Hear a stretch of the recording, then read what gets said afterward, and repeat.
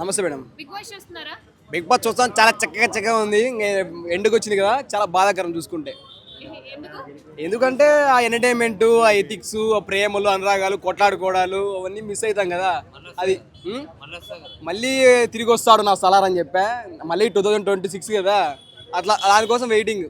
ఎవరి గేమ్ మీకు పర్ఫెక్ట్ అనిపిస్తుంది? ఏమంటే గుర్తొచ్చింది, మొన్న బిగ్ బాస్ అని చెప్పి రోడ్లు వేపిస్తాను ఏంటి అసలు లోపల.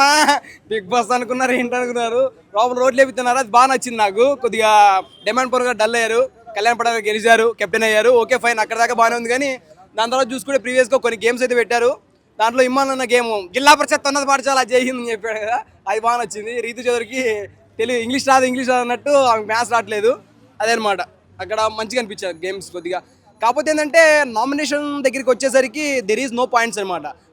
పాయింట్స్ ఏవి దొరకట్లేదు. సుమన్ శెట్టి గారు డిమాండ్ పోన్ నామినేషన్ చేయడం అనేది అసలు ఏంది అర్థం కావట్లేదు.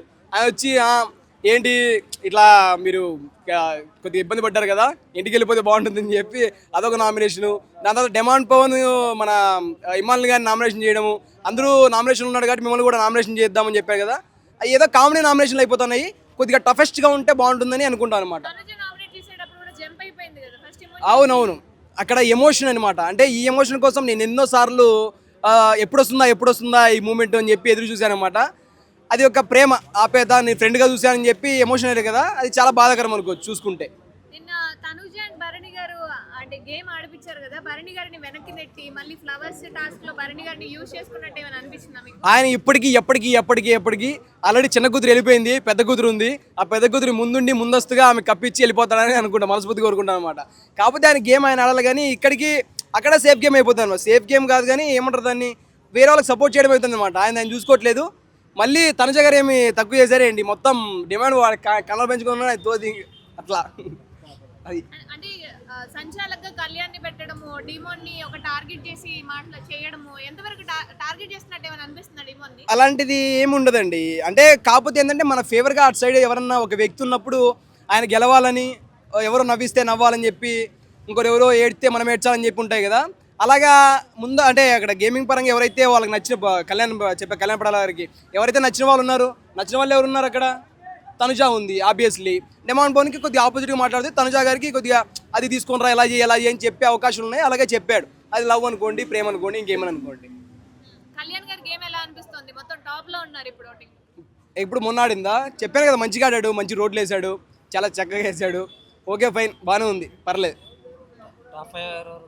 టాప్ 5 ఫస్ట్ ఇమాన్ అన్న టాప్ 5 కాదు, ట్రోఫీ ఇమాన్ అన్నది. ఎందుకని చెప్తానంటే ఇమాన్ అనే గెలుస్తాడు అనమాట. ఎందుకంటే ఇఫ్ ఎనీవే అక్కడ ఇమాన్ ఉంటున్నాడు, ఎంటర్టైన్మెంట్ పరంగా కావచ్చు, గేమింగ్ పరంగా కావచ్చు. అంటే వేరే వాళ్ళతోటి ఎటువంటి గొడవలు పడుకోకుండా నామినేషన్లో ఆయన చేయడానికే అసలు పాయింట్ దొరకట్లేదండి. మీరు అర్థం చేసుకోండి. 10 వారాల వరకు లేరు, మొన్న ఒక 2 వీక్స్ నామినేషన్ అయ్యాడు, మళ్ళీ ఈ వీక్లో కూడా నామినేషన్ లేడు. ఇట్స్ కళ్యాణ్ ఇమాన్ అన్న గెలుస్తాడని అనుకుంటున్నా. దాని తర్వాత డిమాండ్ పవన్, కళ్యాణ్ పడాల, రీతు చౌదరి, భరణి గారు, తనుజ. నామినేషన్ దగ్గర పాయింట్లు లేవు కదా, దెర్ ఈజ్ నో పాయింట్స్. అది కామెడీ సరిపోతుంది. అందుకే కొద్దిగా టఫెస్ట్గా ఉంటే బాగుంటుంది అనుకున్నాను. అంటే గేమింగ్ పరంగా కొద్దిగా ముందుకు తీసుకెళ్తే బాగుంటుంది. అక్కడ పాయింట్స్ దొరుకుతాయి కాబట్టి అవి పెట్టుకోవచ్చు. ఇవన్నీ కామెడీ సిల్లీ కామెడీ ఉన్నాయన్నమాట. అది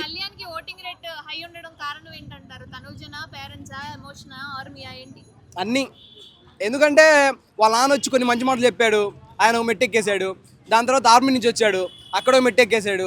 గేమింగ్ పరంగా కొద్దిగా మంచిగా ఆడుతూ ఉన్నాడు, అక్కడో మెట్టెక్కేశాడు. ఇట్లా మెట్లు ఎక్కి పైకి వెళ్తూ ఉన్నాడు. Will see till end of the day, will see.